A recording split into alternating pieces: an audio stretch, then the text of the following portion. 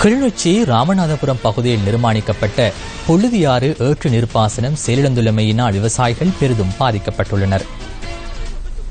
வடமாகாண விவசாய அமைச்சர் நிதி ஒதுக்கீட்டின் கீழ் ராமநாதபுரம் பகுதியில் புழுதியாறு ஏற்று நீர்ப்பாசன திட்டம் நிர்மாணிக்கப்பட்டு 2015 ஆண்டு மக்களிடம் கையளிக்கப்பட்டது. விவசாயிகளின் நலனை கருத்தில் கொண்டு நீர் வீண்விரயத்தை தடுக்கும் நோக்கில் ஏற்று நீர்ப்பாசன திட்டம் நிர்மாணிக்கப்பட்டது. இந்த திட்டம் ஆரம்பிக்கப்பட்டு 2 மாதங்கள் மாத்திரம் நீர் வழங்கப்பட்டதாக விவசாயிகள் தெரிவிக்கின்றனர்.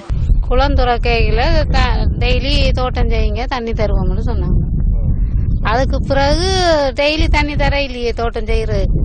15 கடைசியில வெள்ளம் போட்ட நேரம் இந்த அமைச்ச வாய்க்காலின் மூலம் வெளியில தண்ணி போகாம கிணறு எல்லாம் முடிஞ்சு விட்டது. பல மில்லியன் ரூபாய் செலவழிச்சு இந்த ஏற்று நீர்ப்பாசனத்தை செய்தார்கள். ஆனா இந்த காசை செலவழிச்சு இந்த வரம்பப்பட்ட இந்த கிராமத்துக்கு ஒவ்வொரு கிணறு அமைச்சு கொடுத்திருந்தாலே ஒவ்வொரு தங்களால் முடிஞ்ச அளவுக்கு விவசாயத்தை செய்து மென்மேலும் வளர்ந்திருக்கக்கூடிய சான்சுகள் இருந்திருக்கும். மானியல் ரீதியில தன்னும் ஏதாவது ஒரு அடிப்படை திட்டங்களை அபிவிருத்தி செய்து தந்தார்கள் சொல்லிச்சுன்னா இப்போ இந்த காடு பத்தி போயிருக்கிற எமது காணியை நாங்கள் வளமுள்ளதாக செய்ய முடியும். ஏற்று நீர்ப்பாசன திட்டம் ஆரம்பிக்கப்பட்டதை அடுத்து மேற்கொள்ளப்பட்ட விவசாய நடவடிக்கைகள் அனைத்தும் இடைநடுவில் கைவிடப்பட வேண்டிய நிலையில் உள்ளதாக விவசாயிகள் தெரிவிக்கின்றனர்.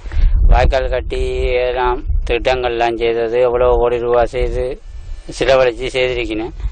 ஆனால் எங்களுக்கு தண்ணி வசதிகள் எதுவும் இல்லை. அதாவது தோட்டங்கள்லாம் எரிஞ்சு இதாண்டது. இந்த முறை இந்த காணிகளை பயிர் 2 கிலோ போட்டு மரவழிகளை 1000 கட்டை போட்டேன். எல்லாம் தண்ணி இல்லாததால எரிஞ்சு போச்சு. இந்த தண்ணி வசதியா இருக்கா ஒழுங்கு செய்து தாங்கோ. அருங்கோடைக்குள்ள தண்ணி குடுக்கறோம்னு சொல்லி தண்ணி தந்து வேலியெல்லாம் புடுங்கி போட சொல்லி எங்களை வேலியை புடுங்கி போட்டு ஒரு அதிகாலையில வேலியெல்லாம் அப்புறம் எலெக்ஷன் நேரம் சொன்னாங்க முள்ளு கம்பி தாரம் பண்ணா அதுக்கும் இல்ல ஒன்றும் இல்ல வேலியெல்லாம் வித்தியா கிடக்கு. ஏற்று நீர் பாசனத்தால ஒரு சொட்டு தண்ணி நாங்க காணிக்க எடுக்கவும் இல்ல. நீங்க வீணா வேலியையும் புடுங்கி போட்டு காணியையும் விட்டதுதான் மிச்சம். ஆனா சொட்டு தண்ணி அந்த தண்ணி பிரயோசனப்பட்டது இல்ல எங்களுக்கு இது வரைக்கும் இன்னும் இல்ல. வாழை நான் 500 நிலையை நட்டேன் அந்த தண்ணியை நம்பி. இந்த தண்ணி தராதால நடுகளும் தண்ணி தரண்டு தண்ணி தராம ஒரு தடவை 2 தடவைக்கு மேல தண்ணி தரையில தராதால இந்த பயிர்கள் எல்லாம் அழிஞ்சிட்டு எத்தனையோ லட்சம் ரூபாய் செலவழிச்சு இந்த குளம் கட்டி இதண்டு எங்களுக்கு அதுக்கு பிரயோசனமான இதுகள் எங்களுக்கு கிடைக்கல. ஏற்று நீர்ப்பாசன திட்டத்தினை பயன்படுத்தி மேற்கொள்ளப்பட்ட பயிர் செய்கைகள் அழிவடைந்த நிலையில் காட்சியளிக்கின்றன. வடக்கில் விவசாய மறுமலர்ச்சியை ஏற்படுத்த வேண்டும் என்ற இலக்குடன் இந்த ஏற்று நீர்ப்பாசன திட்டம் ஆரம்பிக்கப்பட்ட போதிலும் இன்று முற்றுமுழுதாக செயலிழந்துள்ளது.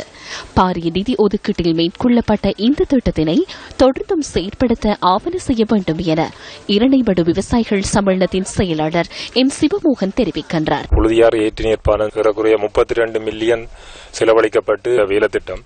ஆனால் இன்று அது நடைமுறைப்படுத்தப்படாமல் ஒரு உறங்கு நிலையில் இருக்கின்றது.